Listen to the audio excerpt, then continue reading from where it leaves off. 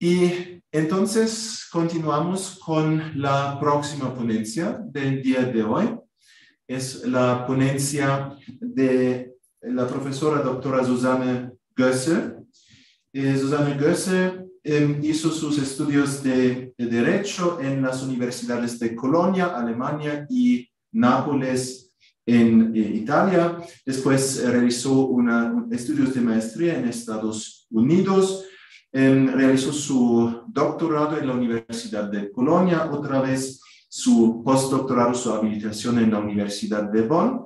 Entonces, en el año 2020 obtuvo un puesto como profesora, entre otras cosas, para la digitalización de Derecho en la Universidad de Kiev. Entonces era mi colega en este tiempo, pero desde 2022 es profesora, entre otras materias, de Derecho Internacional Privado en la Universidad de Bonn. Es un gran placer que nos acompañe el día de hoy. Bienvenida, y tiene la palabra la profesora Gösse.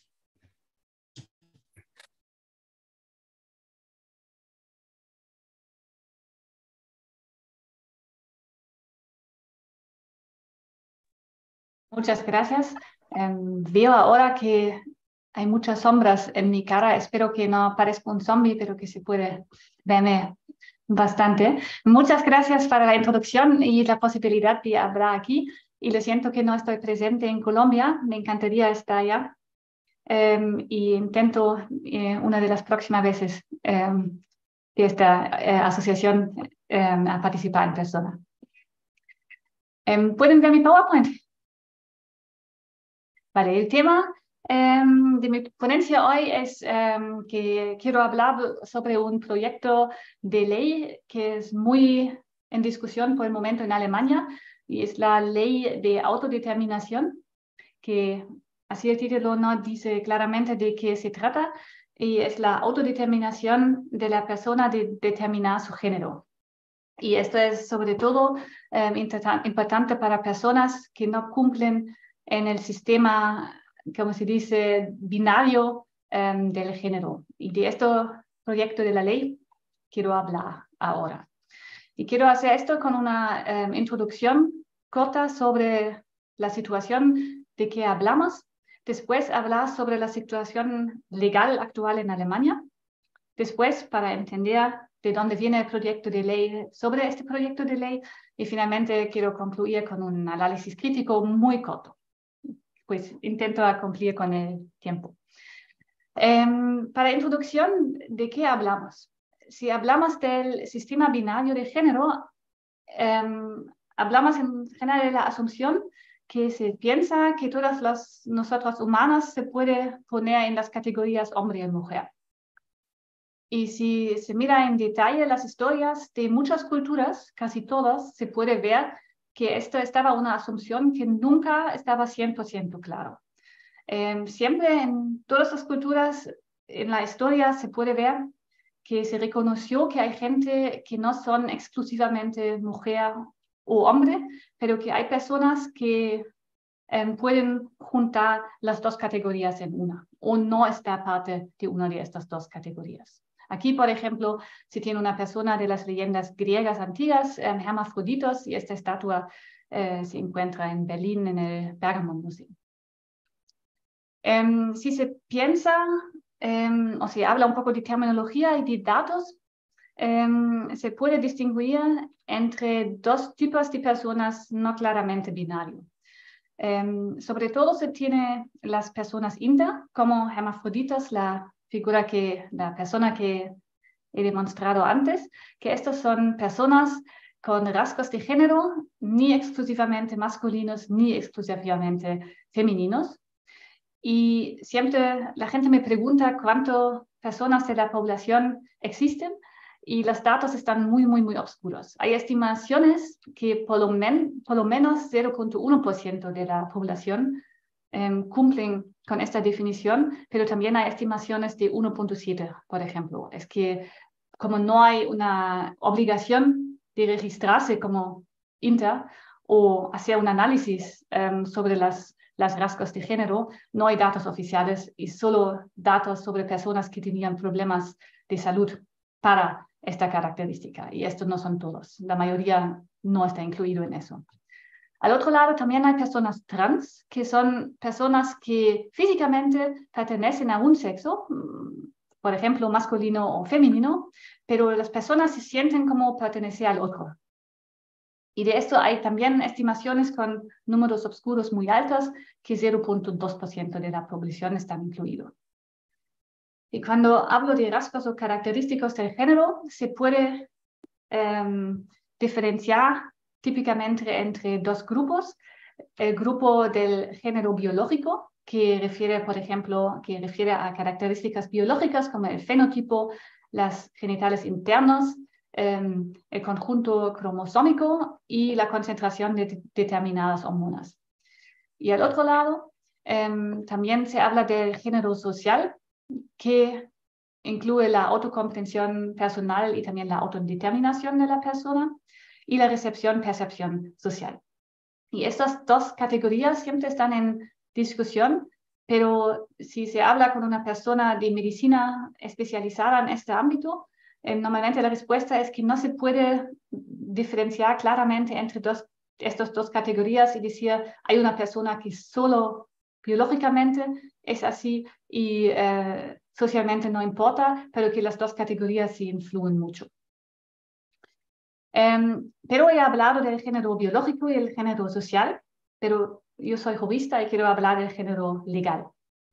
Y esto, de nuevo, es otra categoría, y para determinar el género legal, normalmente jueces, legisladores, etcétera, refieren a una de las dos categorías, pero en general es un concepto legal que se necesita de nuevo diferenciar de las otras dos categorías.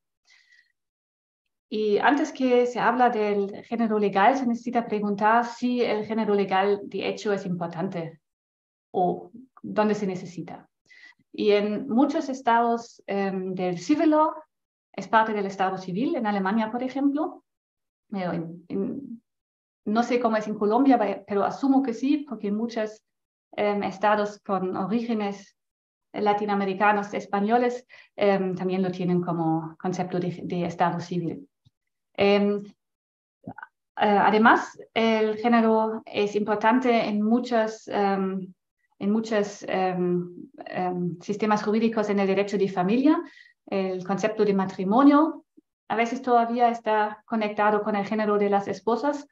La pregunta si una persona es padre o madre de un niño puede ser importante el género, y también en algunos sistemas el nombre. Si cambia dependiendo si el padre o la madre, no, si el hijo es niño o niña. Por ejemplo, en Islandia o en unos países eslávicos, el apellido se cambia, la última parte del apellido se cambia dependiendo del género de la persona. Y hay otros ámbitos de derecho, por ejemplo, en pasaportes hay una obligación de un acuerdo internacional que el género necesita estar indicado. En seguridad social, detención policial, etcétera, siempre se encuentran reglas que dicen, dependiendo del género, se tienen otras consecuencias. Pues también hay este concepto legal del género. Y si miramos al mundo, en este mapa se puede ver países que hasta ahora han dejado las categorías exclusivas, binarias del género, y lo han abierto a categorías que no son exclusivamente masculino o femenino. Y se puede ver que Alemania es amarillo aquí, junto con Austria, que significa que es complicado cómo este sistema no binario existe, y voy a hablar ahora sobre este sistema alemán. Empezamos cronológicamente con las personas trans, como la situación de las personas trans en Alemania está arreglado. Hay una ley, la ley de transexualidad, el Transsexuellengesetz, desde 1980. Y esta ley originalmente tenía requisitos muy estrictos para cambiar el sexo de hombre a mujer y viceversa, pero solo entre hombre y mujer. Y tenía requisitos muy estrictos, como he dicho, y la historia de esta ley estaba que poco a poco personas fueran a la Corte Constitucional y reclamaran que esta ley está inconstitucional, y poco a poco la Corte Constitucional dijo que es así. Y por eso hoy la ley consiste sobre todo de muchas reglas que son inconstitucionales. Por ejemplo, se tenía el requisito que un cambio del sexo solo es posible si la persona antes hace una cirugía de género, o que las personas están infértiles, o si está casado, el término automáticamente el matrimonio. Y la Corte Constitucional poco a poco dijo no, que el cambio de género está protegido de la ley de los derechos fundamentales de la Constitución, sobre todo el derecho de personalidad, que también incluye el derecho de la autodeterminación del género. Además, hay leyes de prohibición de desigualdad a causa del género, y para el divorcio, que el derecho de familia, el derecho de casarse, el derecho de casarse y quedar casado, también protegen a estas personas. Y por eso hoy el cambio de género, del sexo legal según el Transsexuellengesetz, consiste de muy pocos requisitos que se contienen en sección 8, que dice que una persona necesita ir a un tribunal, empezar un juicio y probar que no se siente perteneciendo al sexo indicado en su certificado de nacimiento, sino al otro sexo. Y esto desde por lo menos 3 años. Que en praxis significa que necesitan 2 dictámenes psicológicos, psicoterapéuticos, que necesitan confirmar esto, y después el juez puede cambiar el sexo en el certificado de nacimiento y otros documentos. Y la mayoría de otros requisitos, como había dicho, que se encuentra en sección 8, son inconstitucionales. La situación de personas inter es diferente, porque para mucho tiempo el derecho alemán no reconoció que existen. El Código Civil, el BGB, no tenía reglas sobre personas no binarios. Los códigos civiles antes del Código Civil alemán, que estaban en los estados alemanes, contenieron reglas, pero en la discusión la Comisión del Código Civil decidió que no hay algo entre hombre y mujer, y que es siempre una enfermedad que se puede cuidar, pero que no hay una tercera categoría, y por eso no se necesitan reglas. Y al principio de este milenio había noticias que esta situación en Alemania es inconstitucional y está violentando derechos humanos a nivel internacional, y por eso desde 2013 se tiene una regla en la ley del Estado Civil, en sección 22 del Personenstandsgesetz. Y es muy interesante que es en la ley del Estado Civil, porque la ley del Estado Civil es una ley de registro que solo tiene reglas administrativas. Pero en 2013 se estaba haciendo una reforma de esta ley del Estado Civil, y se usó esta reforma para introducir una regla muy chica que dice: si el niño después de nacimiento no puede ser asignado ni al sexo femenino ni al masculino, el caso de Estado Civil también podrá inscribirse en el registro de nacimiento sin tal indicación, pues se puede dejar el espacio para el género vacío. Y al otro lado, sección 21 de la misma ley dice que es obligatorio registrar el sexo del niño en el registro de nacimientos. Después de la introducción de esta ley, había un juicio muy poco después de una persona que físicamente ni estaba claramente hombre ni mujer, que dijo que esta combinación de reglas está contra sus derechos humanos o derechos fundamentales, porque personas que son exclusivamente femenino o masculino tienen el derecho de una inscripción positiva, y esta persona solo tenía la posibilidad de un espacio vacío. Y dijo que esto es contra su autodeterminación y contra la igualdad de los géneros. Y la Corte Constitucional le siguió con esta argumentación, y en 2017 dijo que esta combinación de las reglas que introducí es incompatible con el derecho de igualdad y el derecho de la personalidad en la forma de la autodeterminación sexual de una persona. Y la Corte Constitucional dijo que si un Estado tiene establece la obligación de registrar un género, pero no permite que haya otra inscripción positiva que masculino o femenino, que esto es inconstitucional. Después, la legislación hizo un cambio muy chico. La única cosa que hizo, básicamente, estaba que añadió a sección 22 la regla que dice que se puede dejar un espacio vacío, que también se puede indicar diverso en este caso. Y además, se introdujo otra regla, sección 45b del Estado de Registro Civil, la ley del Estado Civil, que dice que una persona que nació antes y por eso estaba inscrito en femenino o masculino puede ir al registro civil y declarar que tiene variantes del desarrollo del sexo, así se llama cuando una persona es no binario, puede hacer esta declaración y necesita presentar un certificado médico y con esto la persona del registro civil puede cambiar el género en diverso o espacio vacío.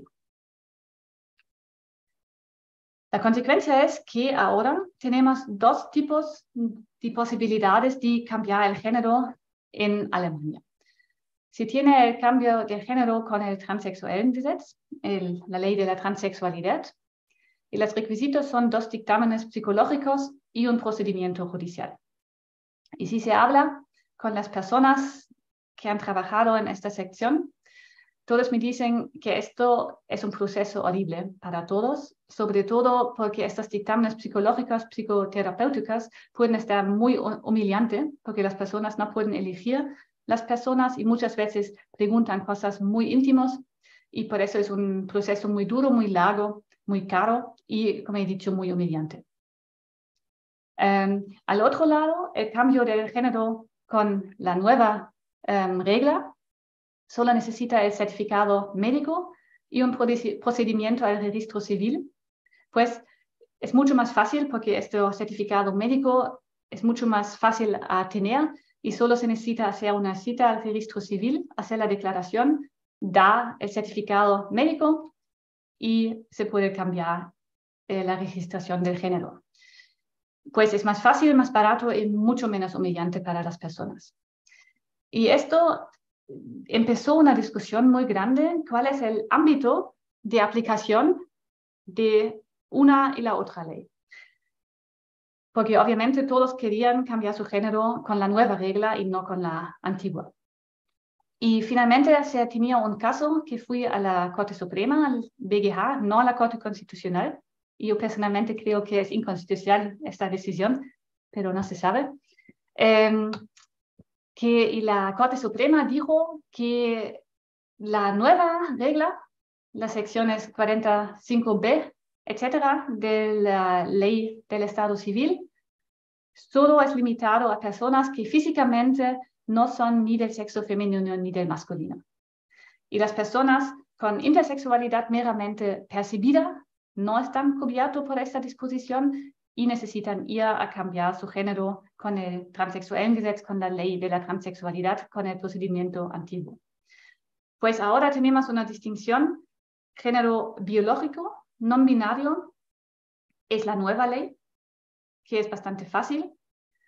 Si también tenemos una determinación de género no físico, es la otra, que es mucho más difícil, mucho más humillante, mucho más caro. Y esto hace que tenemos una desigualdad grave entre cambio de género biológico y psicológico y se condomina un cumplimiento con la Corte Constitucional, porque la Corte Constitucional en 2017 claramente indicó que no se puede hacer esta distinción entre género biológico y género social o psicológico. Y por eso ahora el gobierno también vio este problema. Por el momento hay un juicio pendiente contra la decisión de la Corte Suprema, contra el BGH, a la Corte Constitucional. Y vamos a ver cuál es más rápido, el proyecto de ley o la Corte Constitucional. Ahora el proyecto de ley. El cambio de género, después o según esta ley, y el cambio de nombres, solo necesita una declaración con autoseguro. No se necesita un procedimiento judicial, no se necesita dictámenes, bastará esta declaración ante la oficina del registro civil. Y allá se necesita afirmar que el cambio solicitado corresponde mejor con la identidad del género de la persona, por eso la declaración. Y se necesita ver que la persona tiene conciencia de las consecuencias de la declaración. Además, si tiene un procedimiento un poco más largo, se necesita, esta es la misma, se necesita notificar el registro civil 3 meses antes para asegurar que la conciencia de verdad existe. Y después de la declaración y el cambio de género, se tiene un plazo de 1 año y después la persona en teoría puede cambiar el género de nuevo, pues se quiere evitar que la persona cambie su género cada 3 semanas. Además, hay reglas para menores. Hasta 14 años los padres necesitan dar la declaración y menores mayores de 14 años pueden presentarse a sí mismos la declaración, pero los tutores o los padres necesitan consentir. Y si los padres no están de acuerdo, la cosa va a un tribunal y el tribunal decide en el interés superior del menor.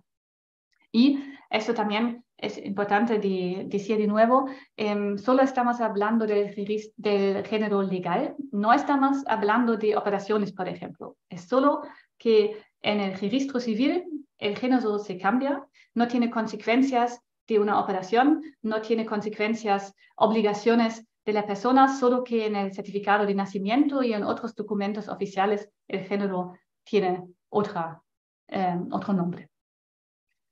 Finalmente, la ley tiene reglas para paternidad, porque en Alemania también ahora hay juicios sobre hombres como mujeres que cambiaron su género y después se embarazaron, y viceversa, mujeres,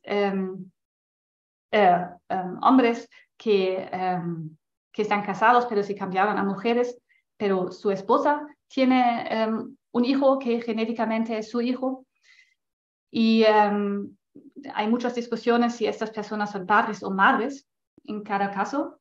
Y la ley introduce la posibilidad que se inscribe progenitor, como Eltern, y no Mutter oder Vater al certificado de nacimiento. Y hay reglas un poco complicadas. Si la persona es madre o padre después del cambio, la madre no, independiente del género, es siempre la persona del parto, y el padre depende. Si es casado con la madre, depende si es un hombre legalmente. Si reconoce la paternidad, también solo si es un hombre legalmente. Si es genéticamente relacionado, no importa qué género tiene. Also es una regla un poco inconsecuente, se puede decir. Ahora mi análisis crítico muy corto. Yo creo que es bueno que la ley enfoca a evitar estos diferentes procedimientos que existen ahora y que se tiene un sistema para cambiar el género, que la persona competente es claro que es siempre el registro civil y no un tribunal, por ejemplo, que es la misma autoridad. Y también es bueno que el sistema es lo mismo, que las pruebas que se necesitan dar, los certificados, etcétera, son los mismos. También yo creo que es bueno que la ley enfoca a la autodeterminación de la persona, porque la Corte Constitucional hizo su enfoque a la autodeterminación de la persona. Y como había dicho, yo tengo la impresión que la situación ahora, que enfoca más al género biológico, no cumple 100% con lo que dice la Corte Constitucional. Tengo crítico a la ley porque tiene en detalles reglas que tienen mucho espacio a mejorar. Una cosa que yo critico un poco, o que veo crítico, es que hay muchas reglas en comparación a las reglas básicas de la ley que quieren evadir abuso. Hay este plazo anual para un cambio nuevo, hay reglas para evadir un abuso de cuotas de género, hay reglas para evitar un abuso del servicio de guerra, que es muy abstracto porque por el momento no tenemos servicio de guerra en Alemania, que por el momento está pausado. Y esto crea en general un poco un ambiente de desconfianza y miedo de abuso de la ley. Como se tiene esta imagen, que esto es algo que en la prensa siempre está discutido, del hombre abusador que cambia su género solo para entrar en los baños de las mujeres. Que es como imagen ridículo, porque cuando se entra en los baños nunca se necesita demostrar su certificado de nacimiento. Y hablamos solo del género legal, no de los permisos de entrar en ciertos lugares. Esto es otra pregunta, y es normalmente una pregunta del dueño que ofrece la entrada. Pero esta es la imagen, y yo creo que las personas que de hecho son las para que la ley está hecha, ya tienen muchos abusos en su vida propia y tienen muchos problemas, y por eso creo que estaría más amable si la ley ni tampoco crearía la impresión que todos que cambian su género en general son abusadores. Como este ambiente, la lengua de la ley es algo que critico mucho. Y la otra cosa es que la paternidad es reglado muy complicado, y el problema de esto es que tenemos una otra discusión ahora en el gobierno de abrir la paternidad a mujeres e introducir la comaternidad. Y yo creo que el problema del proyecto de ley de la autodeterminación tiene el problema que quiere evitar esta discusión, y por eso desarrolló reglas muy complicadas y no coherentes. Y vale, esto es un deseo que quizás todos tenemos. Yo creo que estaría mejor si la legislación no seguiría tanto como corrientes políticos, pero estaría como más consecuente en lo que hace. Y por eso estaría mejor hacer la reforma de comaternidad o de paternidad en general estrictamente y excluirlo del proyecto de ley de que hablé, o incluir una reforma del sistema de paternidad también en esta ley, pero no hacer algo entre los dos que crea resultados que ni son buenos para un lado ni del otro. Y ahora estoy muy curiosa a sus comentarios y me gustaría saber mucho cómo está la situación en Colombia, y muchas gracias por su atención.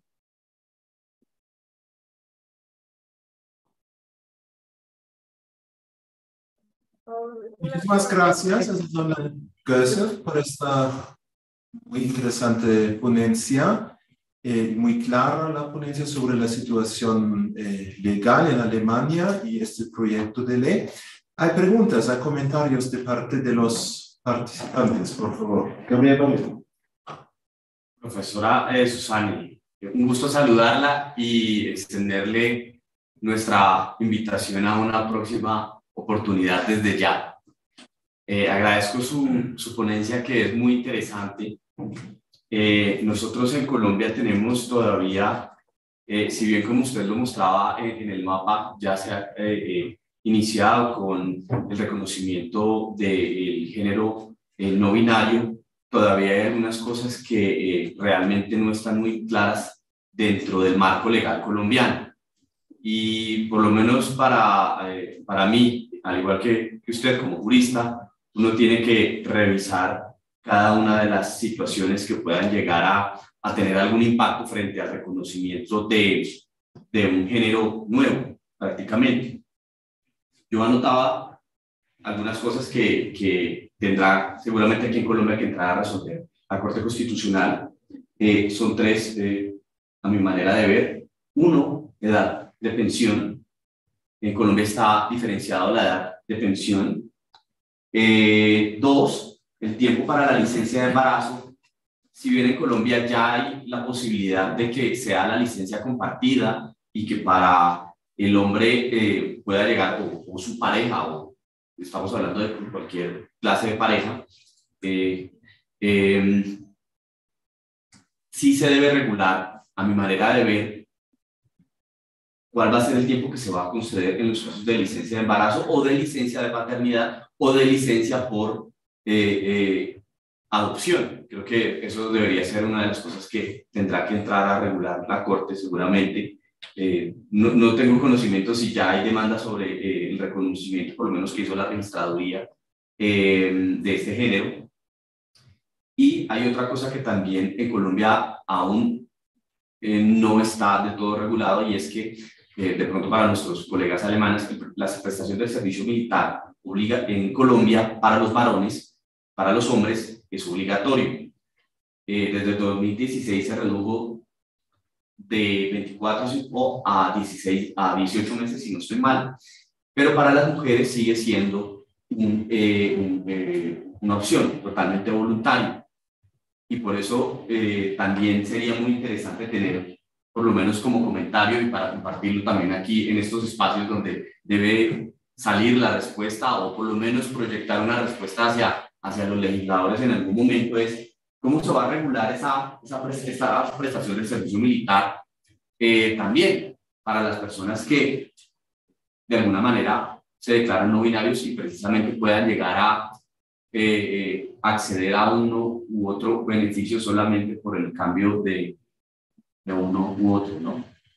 Siempre tratando de respetar la libertad de libre desarrollo de la personalidad, que también hace parte de nuestra Constitución, pero también con unas reglas para cada una de las personas que forman esta sociedad, ¿no? Entonces, más que una pregunta, es un comentario general que de pronto puede apoyar a la discusión. Gracias. Perdón, ¿puedo preguntar cómo es la situación legal de transexualidad en Colombia o de gente trans?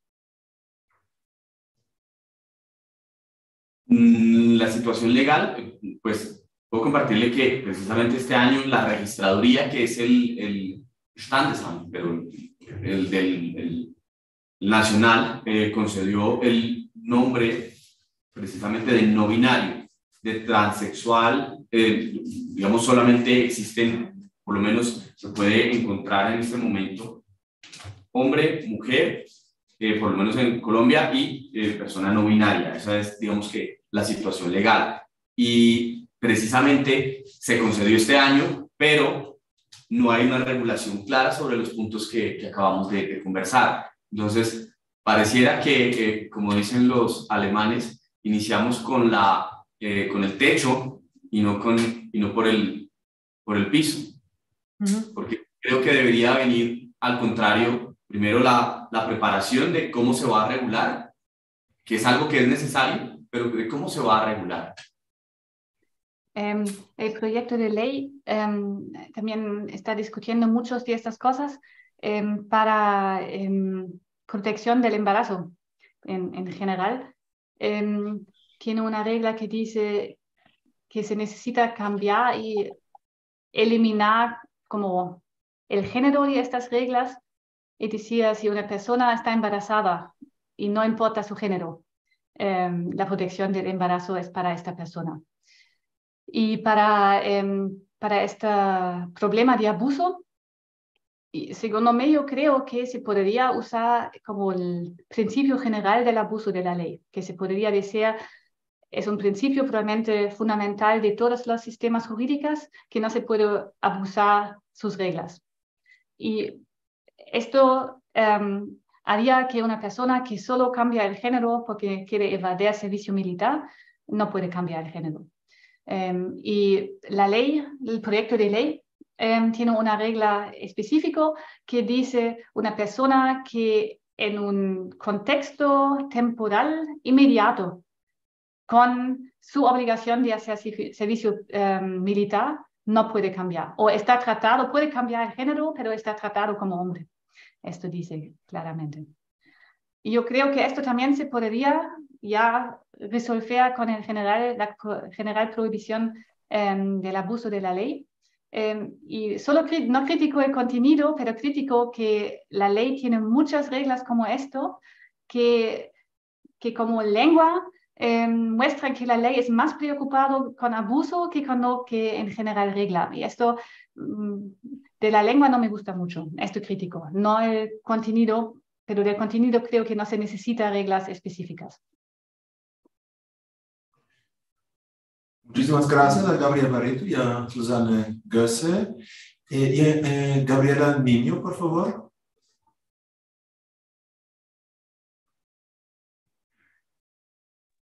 Sí, gracias, profesora Gösse, por compartir esta crítica de la jurisprudencia y de la nueva proyección de la sentencia. Mi pregunta va muy enfocada a qué piensa usted sobre la solución que se está dando en Holanda respecto al género y simplemente no incluirlo dentro de los certificados de nacimiento o entre los...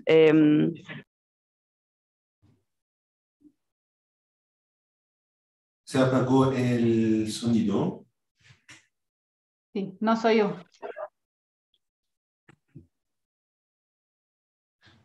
O pero quizás hasta este punto ya yo puedes... creo que la pregunta estaba si se puede como eliminar el género del registro civil o de la ley en general.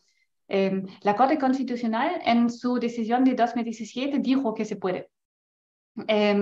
El problema para hacerlo, y hay mucha discusión sobre esta opción también, pero el problema de esta solución es que por el momento el derecho alemán refiere muchas veces al género. Y pues la eliminación del registro civil no tendría mucha consecuencia. El registro civil es solo como un modo de probar el género, no es que lo constituye, es solo que lo prueba. Pues una persona que necesita en el contexto legal probar su género puede dar un certificado de nacimiento o un certificado del registro civil para probar qué género tiene. Si se elimina la registración en el registro civil, probablemente la prueba estaría que se prueba con su pasaporte. Pues toda la discusión se volvería al pasaporte. En el pasaporte, de hecho, no se puede eliminar el género porque hay un convenio entre los aeropuertos internacionales que obliga a los miembros de los aeropuertos, los miembros estados de los aeropuertos, que cada pasaporte tiene el género que puede ser M, F o X. Pues a este nivel no se puede eliminar el género, pero en general tener un sistema que necesita la prueba del género sin un sistema central de probarlo, solo crea problemas para las personas que necesitan probarlo, que son típicamente no binarios o trans, porque para ellas necesitan probar qué género tienen y muchas veces esto es como los dictámenes, que puede ser muy humillante. Esta es la razón que hasta ahora en el sistema alemán no se ha eliminado el género en general. Mi impresión es que el gobierno de hoy está un poco trabajando en esta dirección. El gobierno antes, que estaba muy conservador, no estaba trabajando en esta dirección. Pero esta es la razón para que hasta ahora no se ha seguido este paso, pero se ha dejado el género como estado civil. Muchas gracias. Por favor, sí. ¿Me podría entender? Gabriela. Sí, la escucho, profesora. No, era precisamente sobre lo que le estaba preguntando. Muy amable. Perfecto. ¿Hay más preguntas? Más, por favor, profesora Ibagón. Muy buenos días, tardes en Alemania, profesora Susane. Yo tengo una pregunta. Usted mencionó que había una diferenciación en el caso de los menores y era en relación con la edad. En el caso de que son mayores de 14 años, no se necesita la intervención del Tribunal de Familia, creo que entendí bien.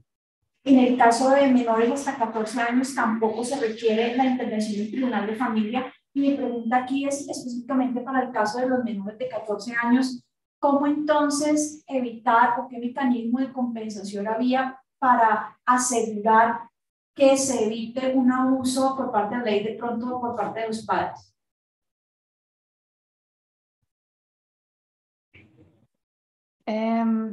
No estoy segura acústicamente si entendí todo. La pregunta es cómo se controla contra abuso de los padres, ¿verdad? Sí, sobre todo en el caso de los menores de 14 años en los cuales no hay intervención del Tribunal de Familia. Entonces, ¿cómo se asegura allí que no vaya a haber un abuso de la ley por parte de los padres? Esta es una muy buena pregunta. Yo creo que nadie lo ha preguntado hasta ahora, porque se asuma que los padres en general están contra un cambio del género y esto, si el niño no convence a sus padres, es el mejor. Y se tenían muchas discusiones antes porque el número de suicidio entre niños que están inter o trans es horriblemente alto. Y un problema es que cuando las niñas tienen este problema, sobre todo psicológico, y necesitan pelear todo el tiempo con los padres que no lo reconocen como está. Pero al otro lado siempre se tiene el miedo que las niñas que empiezan con su pubertad no saben cómo están y por eso es como una moda decir yo soy trans, yo soy inter. Y entre estas dos discusiones siempre se mueve la ley. Y esta ley, el proyecto de ley, se mueve la discusión, perdón. Y esta ley se ha decidido que hasta 14 años las padres probablemente lo saben mejor que el niño. Pero no se ha pensado que los padres pueden abusar de su poder. En esto creo que artículo 6, parágrafo 2, que protege en la Constitución el derecho de la educación de los padres, es más fuerte que otros derechos, por ejemplo, del niño. No hay reglas para eso. Yo solo puedo asumir que probablemente una persona del registro civil que tiene la impresión que es un caso de abuso podría negar, pero no hay una regla sobre eso. Muchas gracias. Y hay otra pregunta del doctor Arisa.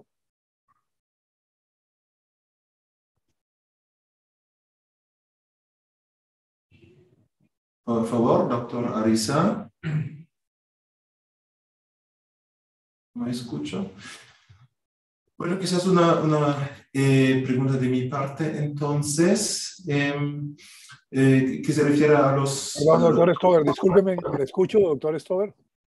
Sí, sí. Buenas tardes, Sí, no, yo no había solicitado intervención. Ah, porque se levantó la mano. No, Okay. bueno. Muchas gracias, disculpe.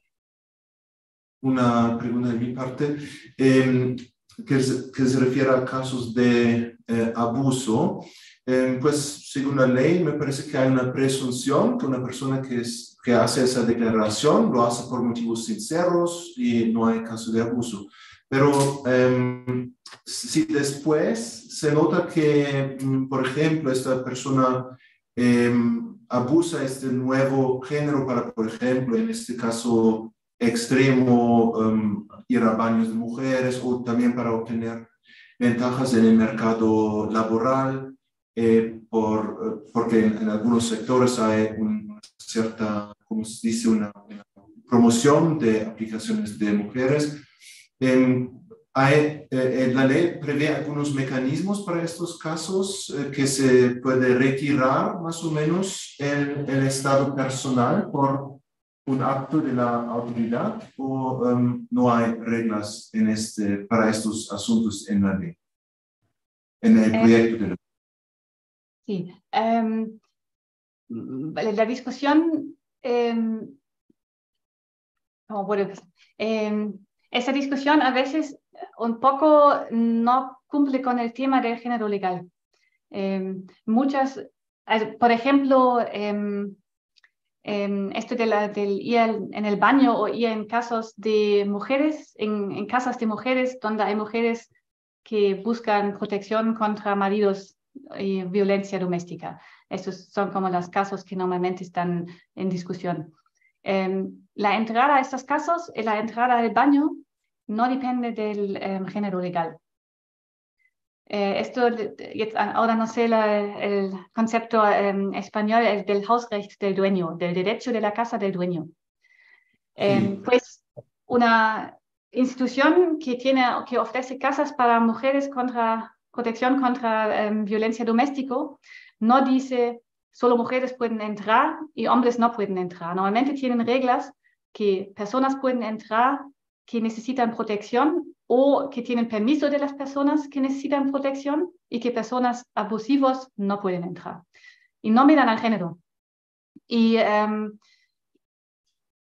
este caso que una persona cambia el género para aprovechar de leyes que normalmente están para mujeres, pues normalmente hombres que legalmente son mujeres. Hay investigaciones sobre esto en los campos nórdicos que están Suecia, Noruega, que están ya más avanzados temporalmente, y se tenía un caso de más que 400, creo, en muchos años, en que una persona solo cambió el género de masculino a femenino de abuso porque quería probar que puede. Pero igual, cuando quería ir en un baño, no le dejaban entrar en un baño, porque también la entrada del baño no miró al género legal, pero miró a la persona, y una persona que pareció abusivo no dejaban entrar. Pero en general, las personas que se piensa que hacen estas cosas son típicamente son hombres machistas. Y el proceso de ir al registro civil, hacer una declaración que está una mujer, cambiar todos sus documentos, tenía muchos problemas burocráticos después, porque se necesita cambiar el género en todos los documentos oficiales que hay, el certificado del bachillerato, todos los documentos. Todo esto solo para tener un favor en el laboro, esto es muy improbable. Sobre todo porque también hay como son típicamente hombres bastante chauvinistas, tenía en todos lados escrito que son mujeres, también es algo que yo creo que es muy improbable que quieren hacer solo para un ventaja laboral. Por eso creo que este miedo de abuso es exagerado y la prensa lo ama, pero de hecho no hay prueba que nunca ha pasado en países donde se puede cambiar el género con declaración, y también en general creo que es muy improbable. Vale, muchísimas gracias. ¿Hay otras preguntas? Por favor. Profesora Susane, ¿considera usted que esta nueva normativa, bueno, como sociedad vamos para allá y no podemos ser ajenos a esta nueva situación, y el derecho tampoco puede darle la espalda a esta nueva situación? ¿Considera usted que esta normativa debe ir acompañada no solo del retiro o no retiro del género, sino de unas sanciones penales a personas que abusen del derecho para beneficiarse de este, para así tomarle más seriedad al asunto y que sean las personas que en verdad se sientan identificadas las que la ley las acoja? No estoy segura si entendí todo. Proponen que se introduce una pena, un castigo más fuerte para abusadores de esta ley. ¿Le entendí bien? Correcto, una sanción penal. Yo creo que no es tan bueno porque la discusión ya se pone muy emocional. Y yo creo que si ahora... Vale. Yo creo que el enfoque de esta discusión es equivocado. No se necesita, yo creo que es mal siempre enfocar al abuso de la ley, y se necesitaría enfocar a las personas que la ley quiere ayudar, porque estas son la mayoría de las personas. Como había dicho a Michael, el caso del abuso es muy improbable. Socialmente y legalmente también, como por ejemplo la entrada no es una pregunta del género legal.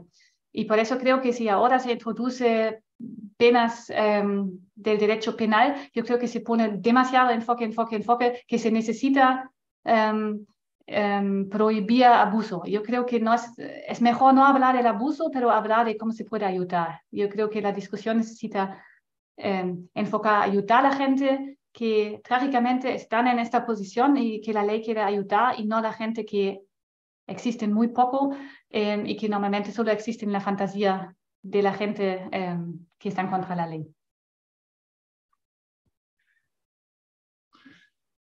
Vale, entonces, otra vez, muchísimas gracias por tu ponencia y también por las respuestas. Y ahora entramos acá en Colombia en la pausa de almuerzo.